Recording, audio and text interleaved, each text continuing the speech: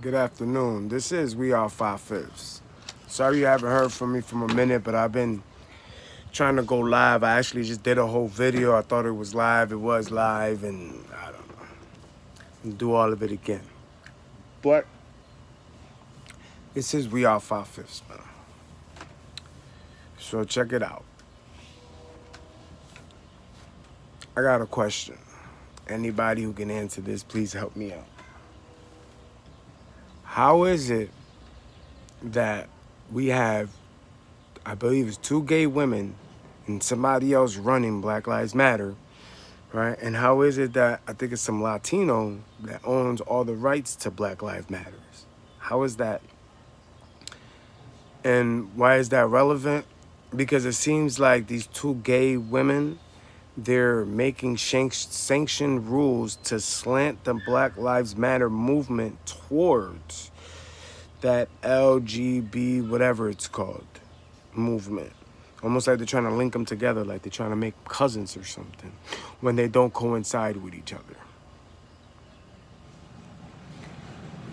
I don't care what nobody say, all right? Sexual orientation is a choice. You know what I mean? That's a choice. You choose to be gay, all right? The slaves didn't have a choice to be slaves or not. What I mean is people be like, oh, I was gay from when I was a baby. I knew I was gay. To know you were gay is to know, you have to know sex to know what choice you like. You have to know what sex is to know what type of sex you like. If you like heterosexual sex or homosexual sex. You got to know about sex first. I don't know not one kid that's a baby, that's 1 year old, that's 2 years old, that knows what sex is. I don't. You showed me one. Because everybody's like, oh, I was born knowing I was gay, yeah? So when you were born trying to figure out how to crawl, you were thinking about fucking whatever. So get that imaginary shit that I was born gay out of your head. Because when you're born, only thing you is change my diaper, I'm hungry, and show me some attention. You're not thinking about sex at all. So that boring gay shit, get out of here with that dumb shit. You know what I mean? It's like the trick of Uncle Tom. You know, Uncle Tom's name is actually Josiah. That's Uncle Tom's actual name. So when you look up the person, the slave you're looking for, his name is Josiah. His name ain't Uncle Tom, right? Josiah, the type of slave they said he was. Josiah was taken from his parents at a very young age, probably like 9, 10, 11 years old. They said that Josiah was the type of slave that would take the cotton out of his own bag and put it into your bag so you wouldn't catch the whippings, the whiplashes, the lashings.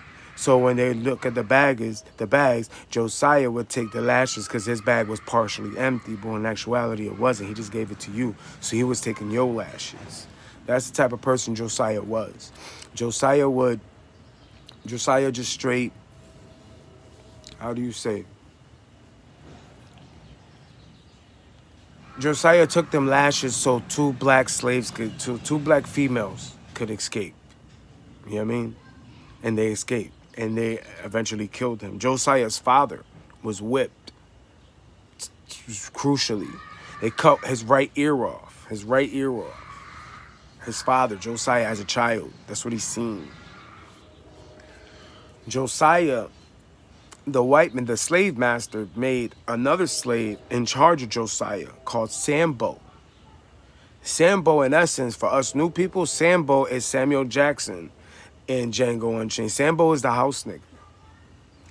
The white man gave Sambo orders to lash Uncle Tom, which is Josiah, Uncle Tom, Josiah, every day. In turn, when the slave master got big groups of slaves, which when he became a slave master, he appointed another group of a person, a title called the overseer. The overseer oversaw the slaves. Sambo was Josiah, a.k.a. Uncle Tom. Sambo was Uncle Tom's overseer, right? Overseer in time, overseer. Like KRS-One says in that song. That's why he says it like that. You know, I'm about 40, so people a little bit older than me know that shit a little better because y'all, it's about y'all time. I was young listening to that. I was mad young. I had an older brother, so I got an older brother. But so their title changed from overseer to officer. That's where the word officer comes from. It comes from the word overseer. Back then, there weren't cops and shit. They went from overseer to officer. And we went from slaves to still being slaves. Just enslaved to something different. A different type of slave. I told you what they did about the law. I told you how they corrupted it. We went from, overnight, we went from slaves to being free. The night before, the day before that we were made free, the day preceding before we were made free at night, they passed a law that any person outside without identification goes to jail and becomes a felon. How would you have identification if you just became free from slavery? You're a new slave. They'll make you catch felonies, because I don't know too many felons that are politicians. So it don't matter what your background is, if you're a rapper, singer, or actor, whatever. If you're of color, before you know it, you'll catch a felony. So now when you're in prison, you learn all the tricks that the government plays on you. But now they rendered your voice invalid because you've been in prison. So when you come out and try to speak and tell everybody the knowledge of the history of America and all the things that she's done, they make your voice have no point or value to it because you've been in prison. America. This is the way the system is set up. They make you think that Uncle Tom is a sellout when Uncle Tom is the pedigree in which we need to emulate and have our kids emulate. He held it down. The dude died for the cause. He's a martyr. Why are these gay people running Black Lives Matter? I'm just asking. Why isn't no black people up there running Black Lives Matter? Why ain't no... You know that picture we have fragmented in our brain with the black man with his fist up and his fro? Why ain't somebody like that running Black Lives Matter?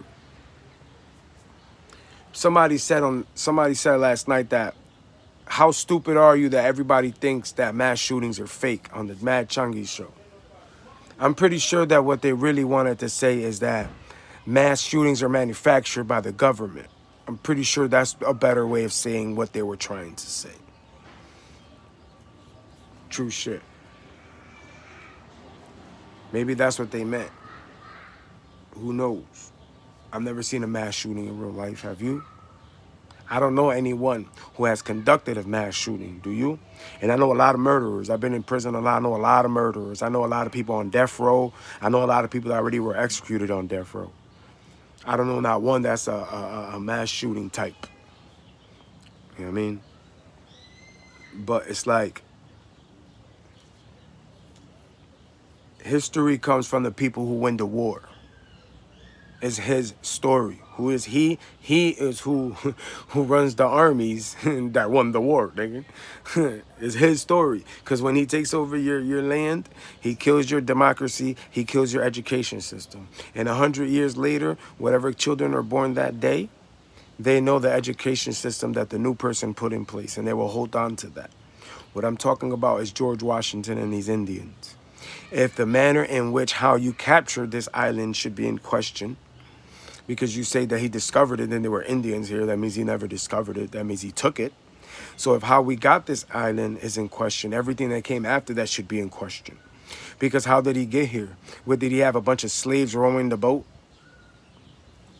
How is it that every man that signed that Constitution is racist? Right? All of them are racist. But you're trying to tell me that the Constitution itself isn't a racist piece of paper. Even though in the Constitution, we're only viewed as 3/5 of a man, which is not a whole person. You know what I mean? You tell me that black people have only been enslaved for 400 years, right? All right. So tell me something about the black man 500 years ago then. Tell me something, anything. Tell me. They feed you bullshit and they tell you that aliens built these pyramids, right? Or that slaves built these pyramids. All right. We'll get to that alien shit after. Let's say slaves built the pyramid, right? How long do you think it fucking took them to build this pyramid? Like 20-something years, right? What kind of damn slave says, I'm gonna build you this big-ass, crazy-looking shit that you want for the next 30 years or I'm gonna die. You might as well kill me right now. That's like the dumb shit that they show you in the movie, right? Prime example. They'll show you somebody like a U.S. Army dude, right? And he'll be bringing 2 people that they're prisoners of war out to the woods, right? And this is how stupid the society wants us to think that we are. This is what they want to make you believe, right? That the U.S. Army nigga, that the soldier, he's out there with the weapon and he's walking with these 2 dudes and he brings them to a certain location, right? And the 2 dudes are going to dig their own holes that they're going to get killed and buried. What? Think about that. So you're going to dig the hole that this dude is going to kill you and put. Why are you going to make his job easier? Wouldn't you just say, you want me to dig a hole for you to kill me? You're going to kill me, nigga. You're going to bury the hole yourself. You're going to make that shit yourself. Does that make any sense to you? These is all the same people. Same people that's giving you these viruses. That's giving you these antiviruses when you're born. Right? 100 years ago, us as a people, did we have so many diseases? Nah, I don't think so, because I think people was dying in their hundreds, opposing to now motherfuckers is having heart attacks when they 40. You know what I mean? It's just actual facts. When you're looking upon history, take your personal emotions out of it. When you're looking on history, it's not you. Stop taking it so personal. It's not you. You weren't the one that enslaved someone. You weren't the one that was enslaved. This is so you could take accountability for the actions of your ancestors, so we can know what not to repeat going forward. It's not to dwell on the same conversation, because then we're not going to progress. We're not going to have change. We need to progress. We need to take accountability and responsibility for all our actions. Everyone involved. Everyone. That's how we move forward. Where our changing lies is not defunding the police. It's not us breaking our own shit. It's opening up that Constitution that was created, slighted against us. They have us viewed as a dog is more important than us. Because if you go out there and kill a fucking dog, you're going to go to jail like Michael Vick did. But if one of these cops kill a black man, he might be able to retire and get his pension in a year after the course of action. Where's the equality at? We got to stick together. The equality comes in the unity. How do you disrupt a system? How do you stop a system? Easy. By boycotting the game. You don't play. You just don't. What happened to the UFL?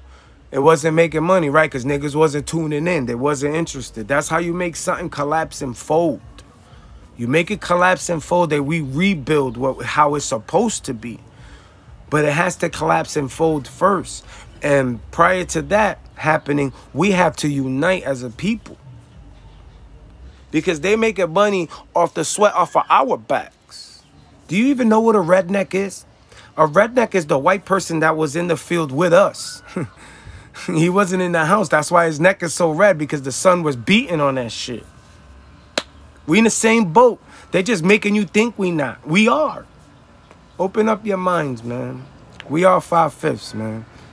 I'm gonna holler at y'all a little later. It's a quick little vid, man.